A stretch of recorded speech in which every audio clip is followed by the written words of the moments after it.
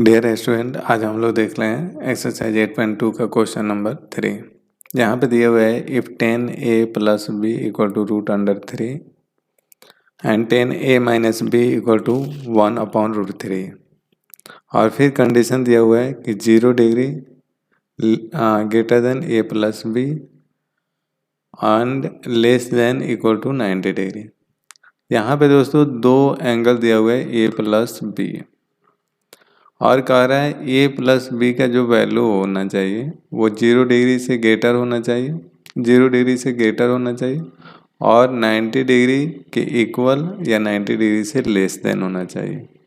और फिर कह रहा है कि a जो होना चाहिए, a का जो वैल्यू वो ऑलवेज ग्रेटर देन b होना चाहिए, मतलब b से हमेशा बड़ा होना चाहिए और a प्लस बी दोनों का सम जो है 0 डिग्री से बड़ा और 90 डिग्री के इक्वल या उससे लेस देन होना चाहिए।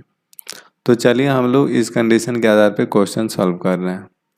तो यहाँ पे सबसे पहले दिया हुआ है 10a minus b equal to root 3। अब यहाँ पे ध्यान दीजिए 10a minus b equal to root under 3 जो होता है 10 का कौन सा वैल्यू होता है, तो 10 60 डिग्री इक्वल टू होता है रूट अंडर 3। यहाँ पे लिख सकते हैं चूँकि 10 60 degree equal to root under 3। अब यहाँ पे a minus b equal to 60 degree हम लोग इक्वेशन 1 मान सकते हैं। ऐसे ही 10a minus b equal to 1 upon root 3। 10a minus b equal to 10 30 degree का वैल्यू होता है 1 अपॉन रूट 3। अब यहाँ पे a minus b equal to हो गया 30 डिग्री, ये हो गया इक्वेशन 2। अब फ्रॉम इक्वेशन 1 एंड 2 दोनों को इक्वेट करेंगे। यहाँ पे a प्लस बी है, a plus B equal to 60 degree and a minus b equal to 30 degree. दोनों देखेंगे तो plus b minus b cancel out हो जाएगा, a 2a इक्वल टू हो जाएगा 90 डिग्री। अब a इक्वल टू हो जाएगा 90 डिग्री अपॉन 2, तो ये हो जाएगा 45 डिग्री। अब यहाँ पे देखिए a का वैल्यू निकल गया 45 डिग्री, b का क्या होगा, तो a का वैल्यू हम लोग इक्वेशन 1 या 2 में पुट कर देंगे तो b का वैल्यू निकल जाएगा। तो चलिए पुटिंग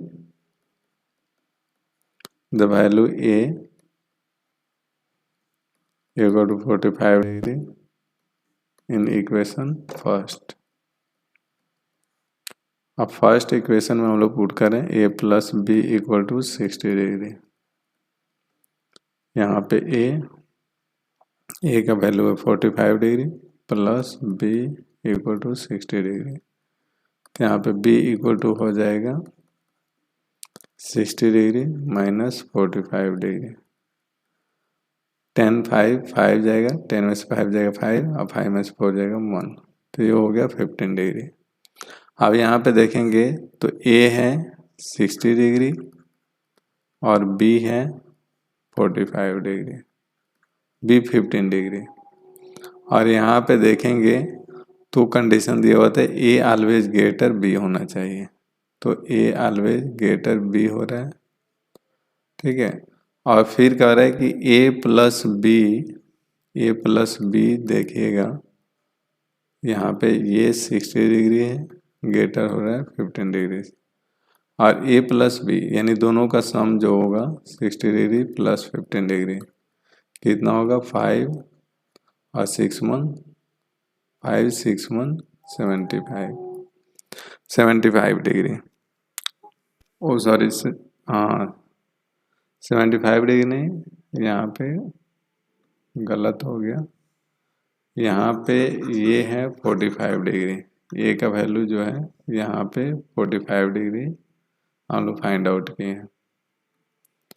तो ए का वैल्यू हो गया 45 डिग्री।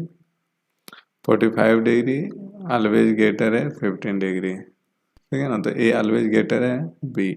और यहाँ पे देखें ए प्लस बी का वैल्यू क्या होगा, तो यहाँ पे 45 डिग्री प्लस 15 डिग्री, यहाँ पे 45 डिग्री प्लस 15 डिग्री। तो यहाँ पे हो जाएगा 550 1 416 415 60 डिग्री। तो ये देखिएगा दोनों का सम कर रहे हैं कि 60 डिग्री हुआ, और 60 डिग्री ग्रेटर देन 0 है और less than equal to less than 90 degree है। और यहीं हमको कंडीशन फुलफिल करना था कि दोनों का सम, दोनों एंगल का सम 0 डिग्री से ग्रेटर और 90 डिग्री के इक्वल या लेस देन होना चाहिए। तो हो रहा है 0 डिग्री 60 डिग्री जो है 0 डिग्री से ग्रेटर है और 90 डिग्री से लेस देन है। और यहाँ पे ए ऑलवेज ग्रेटर भी है। तो ये क्वेश्चन सॉल्व किए दोस्तों हम लोग 8.2 का क्वेश्चन नंबर 3। थैंक यू दोस्तों, फिर मिलते हैं नेक्स्ट वीडियो में नेक्स्ट क्वेश्चन के साथ।